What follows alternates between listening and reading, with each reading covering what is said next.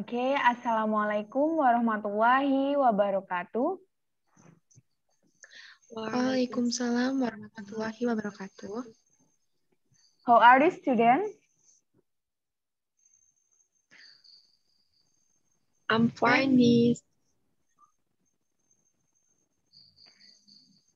Oke, pertama kita kenalan dulu ya. Let me introduce myself. My name is Mega Astuti and I'm from Padang Cermin. Oke, sekarang giliran saya nih. Pingin tahu nama kalian. Coba Ria Saputri, perkenalkan diri. Okay, Miss. Let me introduce myself. My name is Ria Saputri. I'm from Jati Agung, Sorts Lampung. Okay, thank you, Miss. Oke, thank you Ria. Selanjutnya Dian Sarina. Yes, Miss. Okay. Assalamualaikum warahmatullahi wabarakatuh. Waalaikumsalam warahmatullahi wabarakatuh. My name is Dian Sarina. I'm from West Lampung. Oh, West Thank you, Lampung. Miss. Okay, you're welcome. Okay, today we are going to learn about idiom. Kalian ada yang udah tahu idioms itu apa? Belum, Miss. Belum, Miss. Oke, di sini saya akan menjelaskan pengertian dari idioms itu sendiri. Tapi sebelum itu, di materi yang akan kita bahas hari ini tentang definisi idiom, types idioms, example idioms, and conclusion. Nah, ini di sini ada definisi idiom. Idioms is a collection of words that have a certain meaning, the meaning of which will be wrong if interpreted word by word. Oke, jadi maksudnya idiom merupakan kumpulan kata yang memiliki makna tertentu, yang maknanya akan menjadi salah jika diartikan kata per kata. Oke, next slide. Nah, di sini ada beberapa definisi menurut para ahli. Di sini menurut Bigman and Callow, explain the idiom which is an expression for two or more words that cannot be understood literally and semantically serve as a whole. Yang artinya menurut Bigman and Callow ini, idiom ini merupakan ungkapan untuk dua kata atau lebih yang tidak dapat dipahami secara harfiah dan semantis. Sedangkan menurut Longman, di sini idioms are a collection of words that have a special meaning that differs from the meaning of each word in the sense of the word itself. Jadi menurut Longman sendiri, idiom adalah kumpulan kata yang memiliki arti khusus yang berbeda dengan arti setiap kata dalam arti kata itu sendiri.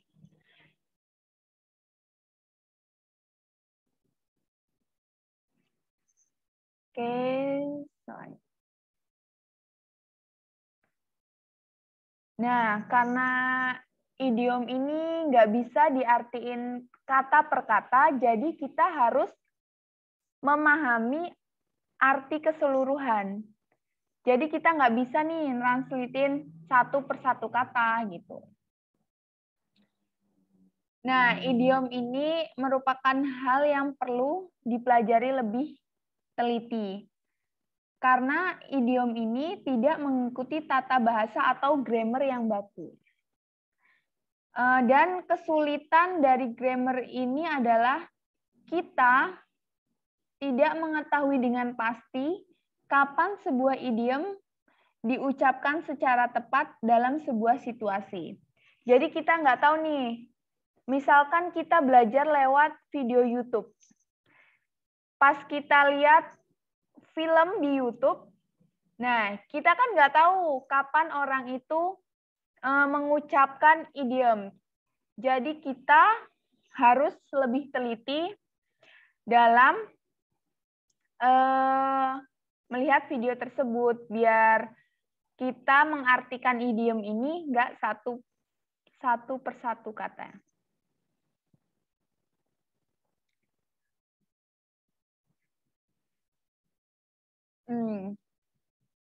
Kenapa idiom ini diucapkannya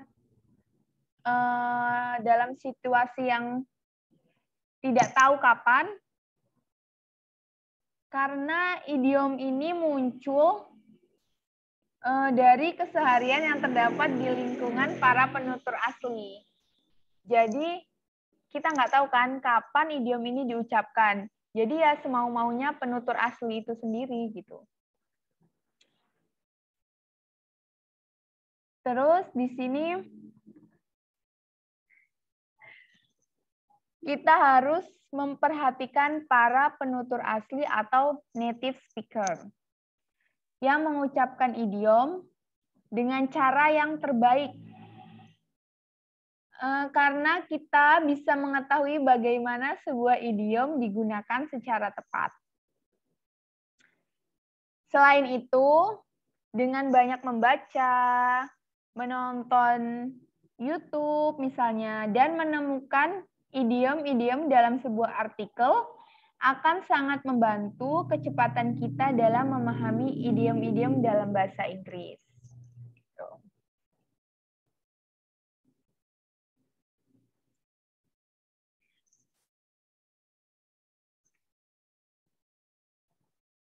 Terus di sini juga ada sebuah frasa yang mengatakan language is a living thing. Ada yang tahu artinya nggak?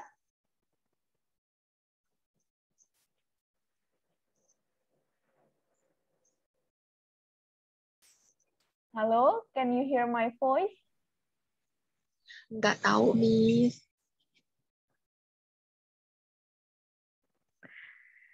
Oke, nggak pada tahu ya. Jadi, language is a living thing itu artinya bahasa adalah sesuatu yang hidup. Artinya, bahasa ini berkembang terus seiring perkembangan zaman. Tetapi kita perlu waktu untuk mengerti frasa ini. Nah, ini. Bagaimana seseorang bisa mengatakan bahwa sebuah bahasa adalah sesuatu yang hidup? Ungkapan ini muncul karena ternyata bahasa apapun di dunia terus mengalami perkembangan. Menurut kalian bahasa mengalami perkembangan nggak sih? Iya, Miss. Iya ya. Berkembang. Jadi banyak sekali ungkapan dan kata-kata serta kalimat-kalimat baru yang muncul sesuai dengan perkembangan zaman. Ada yang bisa nyontoin nggak? Perkembangan bahasa dari zaman ke zaman.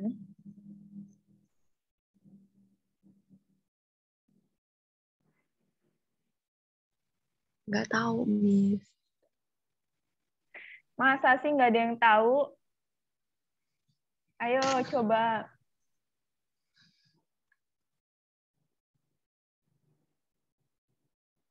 Mungkin di daerah kalian ada nih bahasa yang dulunya apa, terus sekarang karena perkembangan zaman, jadi bahasa itu mulai berubah gitu loh. Tapi maknanya sama.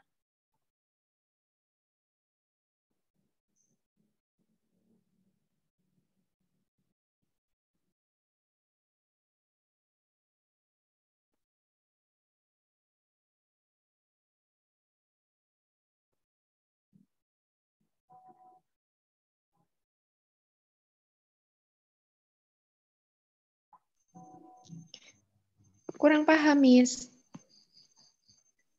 Oke, kurang paham ya. Yaudah, kita lanjut lagi ya.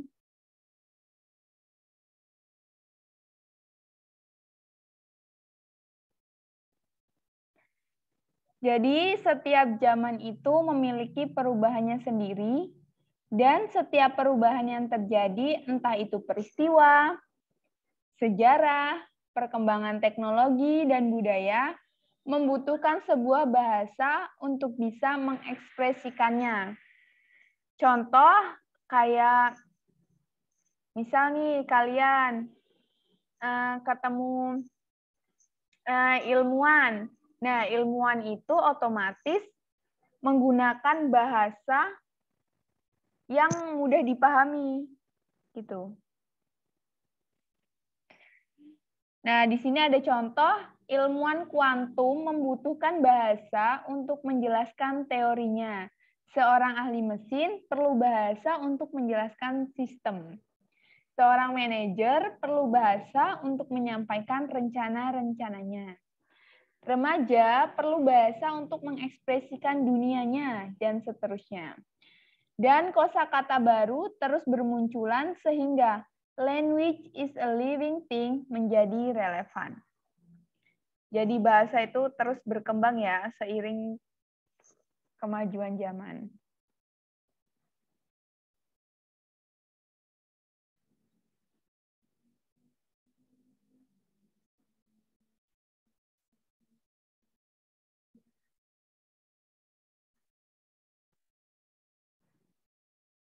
Oke, sampai itu tadi ada yang mau ditanyain apa enggak?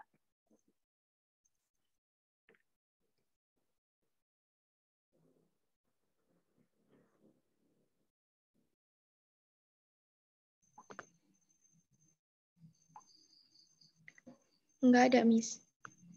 Oke, enggak ada. Ria mungkin ada yang ingin ditanyain? Enggak ada, Miss. Oke, lanjut ya.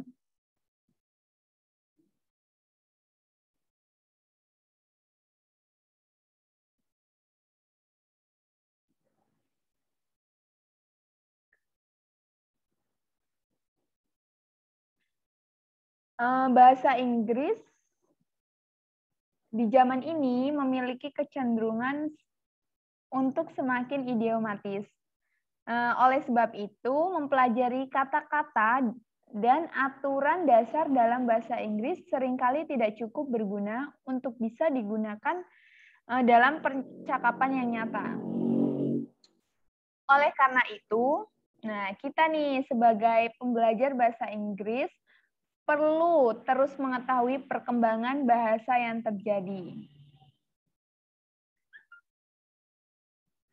Semakin maju peradaban, semakin banyak ekspresi bahasa yang dibutuhkan untuk bisa menjelaskannya dengan baik. Sebuah wisdom, ide, pemikiran, pemahaman perlu diungkapkan dengan bahasa agar bisa dipahami sebagai sebuah pengetahuan dan informasi yang bisa dipelajari secara terstruktur. Ketidaktahuan cara mengungkapkan sesuatu akan membuat banyak kesalahpahaman dan pemaknaan.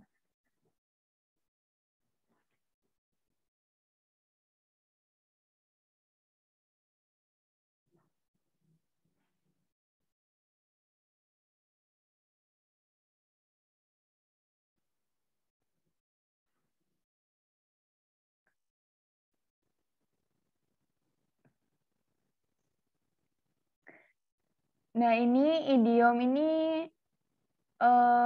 bukanlah bagian terpisah dalam pelajaran bahasa Inggris, di mana seseorang bisa memilih untuk menggunakan atau tidak menggunakannya.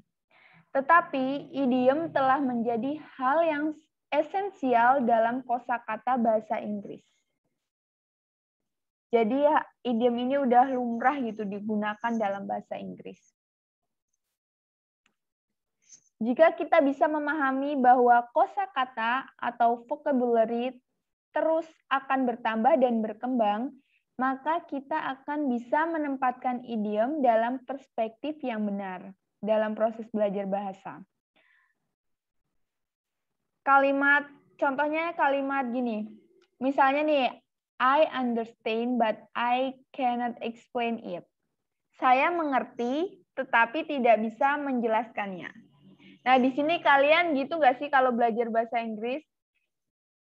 kita tahu nih, kita ngerti, tapi kita itu nggak bisa jelasin. Pernah nggak kalian ngerasa gitu? Pernah, Miss.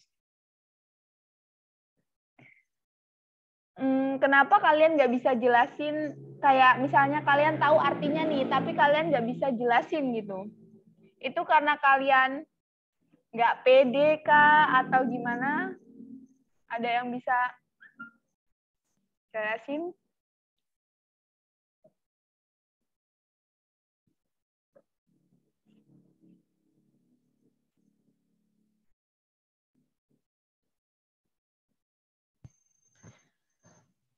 Iya, Miss. Nggak pede gitu. Terus kayak vocabulary-nya juga kurang gitu. Oh, gitu ya. Kalau Ria Saputra gimana? Tadi kan jawab iya juga kan? Ya, sama aja sih, Miss. Karena kekurangan kosakata atau vocabulary yang apa namanya? yang diketahui, jadi sulit gitu untuk ngomong atau berbicara bahasa Inggris. Oke. Oke, jadi gitu ya. Sekarang kita lanjut lagi.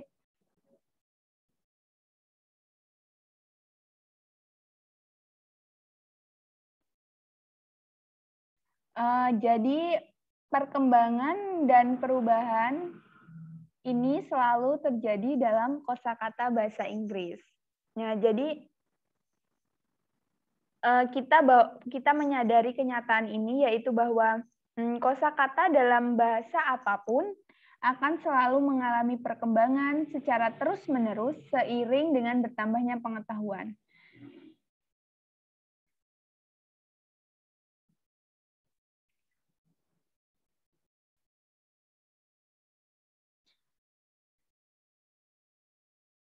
Nah, di sini ada banyak sumber dari sebuah idiom, dan hal yang terpenting dari sebuah idiom adalah maknanya, bukan bentuk strukturnya. Ya, seperti yang saya bilang tadi, jadi kita itu ngelihatnya secara utuh seluruh kalimat, bukan mengartikan satu persatu katanya. Gitu.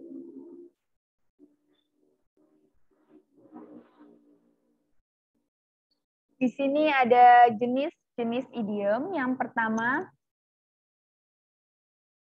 idiom bisa memiliki struktur yang reguler atau beraturan dan juga irregular, tidak beraturan. Dan bahkan dalam bentuk yang secara struktur dan grammar adalah salah.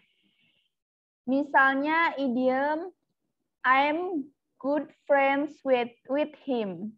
Nah, ini secara struktur dan grammar tidak logis karena I adalah kata ganti tunggal, tetapi tidak ditulis atau dikatakan I am. Jadi di situ ada penambahan I am, to be-nya. I am a good friend with him. Nah, kalau menurut native speaker itu kalimat seperti ini nih bukan kesalahan, tapi berbeda dengan kita yang orang awam melihatnya dari struktur grammar, dan ini pasti dikatakan salah.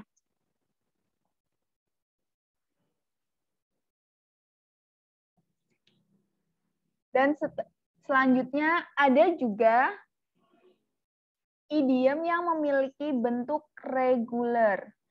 Benar secara struktur dan gramatikal, tetapi tidak memiliki arti yang jelas.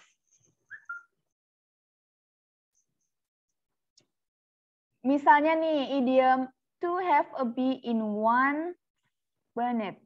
Bee adalah lebat dan bonnet adalah kap mesin. Nah,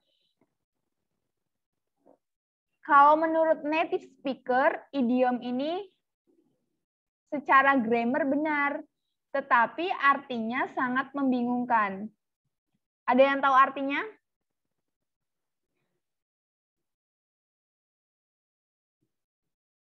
Arti secara keseluruhan kalimatnya? Arti yang mana, Miss? Yang to have a bee in one's bonnet. Lebah.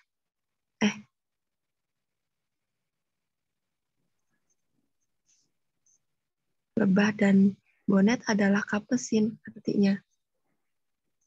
Ya, ini kalau diartikan menurut grammar, artinya lebah dalam sebuah kap mesin. Dan ini salah. Karena arti yang benar itu membicarakan sesuatu, arti dari idiom ini ya, membicarakan sesuatu secara terus-menerus karena seseorang berpikir bahwa hal itu penting. Nah, itu arti dari idiom ini. Jadi kalau kita artikan secara grammar itu pasti artinya itu melenceng jauh gitu. Nah, terus selanjutnya idiom yang baik secara grammar dan artinya tidak beraturan. Nah, ini di sini ada contohnya to be at large. Nah, bentuk dari idiom ini adalah verb, kata kerja, dan preposition, kata depan, serta adjektif, kata sifat, tetapi tidak ada kata benda. Jadinya kalimat ini terdengar aneh ketika diucapkan atau ditulis. Dan ini ada contoh lain dari idiom ini, to be in the swim, to go through thick and thin. Nah, jadi memahami idiom ini perlu waktu untuk mempelajarinya karena kita kan awam mengartikan bahasa Inggris itu secara kata per kata, dan kalau idiom ini kalau diartikan kata per kata maka artinya akan jadi beda.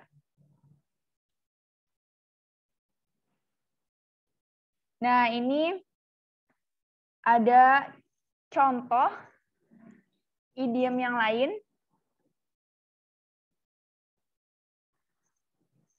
Di antara idiom-idiom ini ada yang tahu artinya enggak?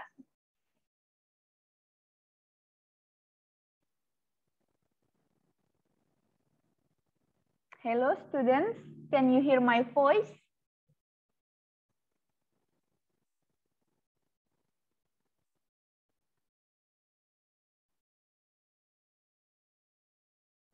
Ada yang tahu arti dari idioms ini?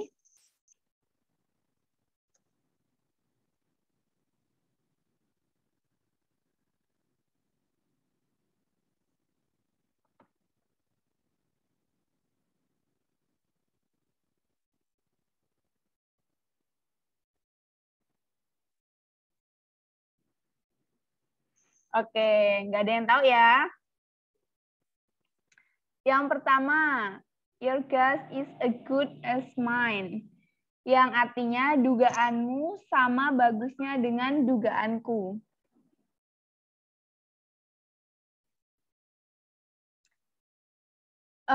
Jadi ini maksudnya kalau memang tidak ada ide, tidak akan tahu jawaban dari sebuah pertanyaan. Yang kedua, to hear something strike from the horse's mouth. Kalau kita artikan, ini artinya untuk mendengar sesuatu yang benar harus dari mulut kuda. Nah, kalau diartikan perkatakan ini jadinya aneh kan?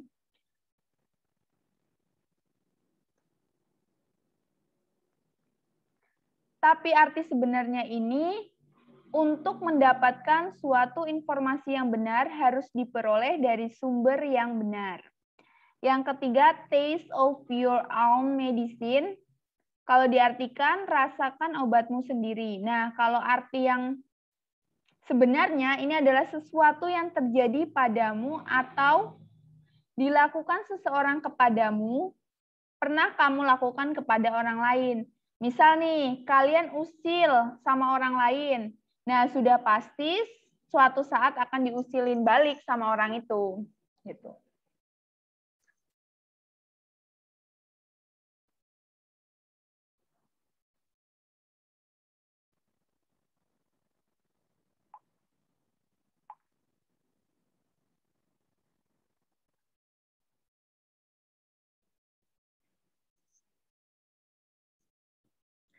Yang terus, take with a grain of salt. Kalau diartikan nih, ambil dengan sebutir garam. Yang sebenarnya, makna dari kalimat ini, jangan terlalu diambil serius apa yang dikatakan orang lain.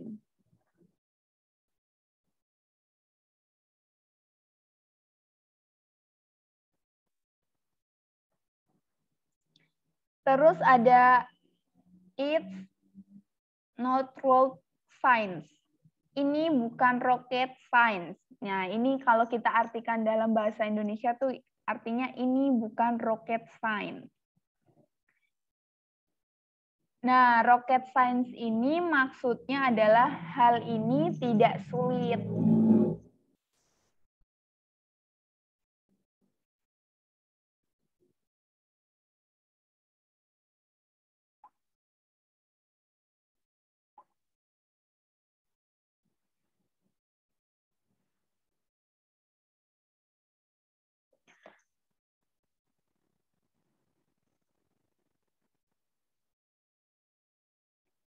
Oke, selanjutnya nih, ini di sini juga ada contoh idiom dan contoh kalimat. Di sini ada yang mau baca?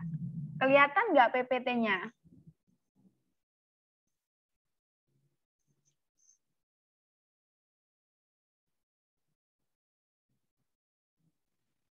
Baca yang mana, Miss? Kalimat yang pertama, ada yang mau coba baca? Aku. Oke, Ria. Coba. It's not my cup of tea. Artinya itu bukan jenis atau gaya yang biasanya aku sukai. Contoh kalimatnya romantic days are not really my cup of tea. I prefer science fiction and or action films. Oke, thank you, Ria. Kalimat yang kedua mungkin Dian Sarina mau coba baca. Kelihatan kan PPT-nya? Kelihatan, Miss. Oke, coba baca. To be passing up dancing atau mati berada di dalam kubur. Contoh kalimat, the year 3000 will be new and exciting, but I will be passing up dancing by that time.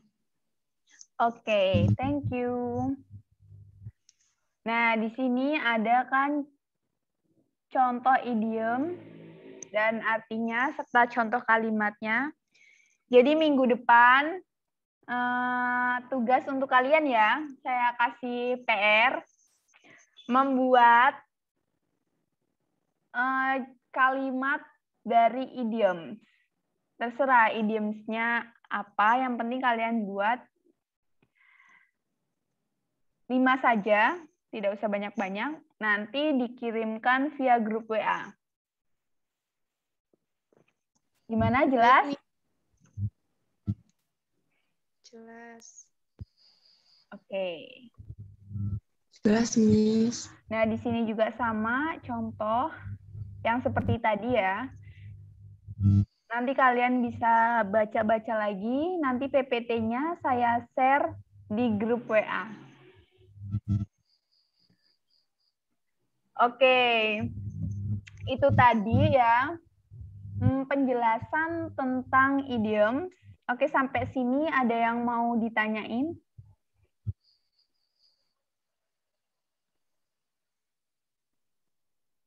Enough. Enough? Sudah cukup jelas ya? Oke, saya akhiri Wassalamualaikum warahmatullahi wabarakatuh. Waalaikumsalam warahmatullahi wabarakatuh.